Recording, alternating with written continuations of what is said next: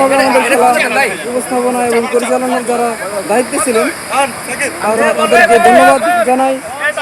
এত সুন্দর একটি আয়োজন আমাদের করে দিয়েছেন, কিন্তু দুর্ভাগ্যবশত আমি যে দলে খেলছি সেই দল জিততে পারেনি। ট্রফি বিশালরা জিতেও তাদের ছোট ভাইদের তারা উৎসর্গ করেছে। স্বাগত জানাই। চ্যাম্পিয়ন টিম ফটো সেশনে ব্যস্ত। সাগরের সমুদ্রের জলরাশির মাঝখানে তারা যায় ফটো সেশন করবে। এখন তারা সাগরের দিকে যাচ্ছে, সাগরকে অভিনন্দন জানাচ্ছে। সাগর তাদের ডাকছে, নীল জলরাশি কালো মেঘরাশি আমাদের বলে দিচ্ছে কত সুন্দর মুহূর্ত। তারা এখন ফটো সেশন করবে চ্যাম্পিয়ন দল। সমুদ্রের ধুধু ঢেউয়ের মধ্যে দিয়ে তারা তাদের আনন্দ ভাগাভাগি করে নিচ্ছে।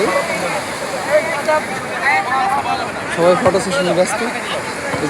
ঠিক আছে, একটা চমৎকার আয়োজন ছিল আজকে। এখানে আমাদের শিক্ষার্থীরা সহ সবাই মিলে যেভাবে সৌহার্দ্যপূর্ণভাবে এই আমাদের খেলাটি সম্পন্ন করেছে, সেজন্য সবাইকে ধন্যবাদ। স্যার, আজকে আমাদের খেলাটি কেমন লেগেছে স্যার? আলহামদুলিল্লাহ, আমাদের প্রত্যাশার চেয়েও অনেক ভালো খেলেছে আমাদের শিক্ষার্থীরা। সবাইকে অভিনন্দন। এটা ফ্রেন্ডলি ম্যাচ, ফ্রেন্ডলি টুর্নামেন্ট। এখানে হার জিত থাকবেই টুর্নামেন্টের নিয়ম অনুযায়ী, কিন্তু আমি মনে করি সবাই বিজয়ী। ধন্যবাদ স্যার। আজকে যে আমাদের খেলায় রানার্স আপ দল তাদের ট্রফি আমাদের প্রথম বর্ষের শিক্ষার্থীদের উৎসর্গ করেছেন, সেই বিষয়টা কিভাবে দেখছেন? এটা তো খুবই উৎসাহব্যঞ্জক যে সবাই পুরস্কারের সাথে অংশীদার হলো। এটাও ভালো, ভবিষ্যতে তাদেরও এ বিষয়ে আগ্রহ এবং উৎসাহ বাড়বে এবং খেলার মানও বাড়বে নিশ্চয়ই। এই ধরনের টুর্নামেন্ট, এই ধরনের প্রতিযোগিতা অব্যাহত থাকবে এটাই মনে করি।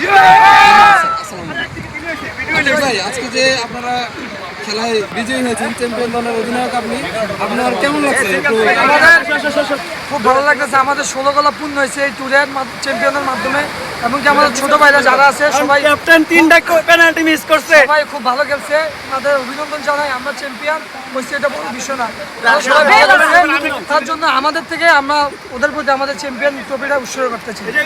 এই হ্যালো ভাইয়া, তোমরা যে পরাজিত হয়েও তোমরা যে তোমাদের বড় ভাইরা যে রানার্স আপের ট্রফিটা তোমাদেরকে উৎসর্গ করছে, সেই হিসাবে তুমি কিভাবে দেখছো বিষয়টা?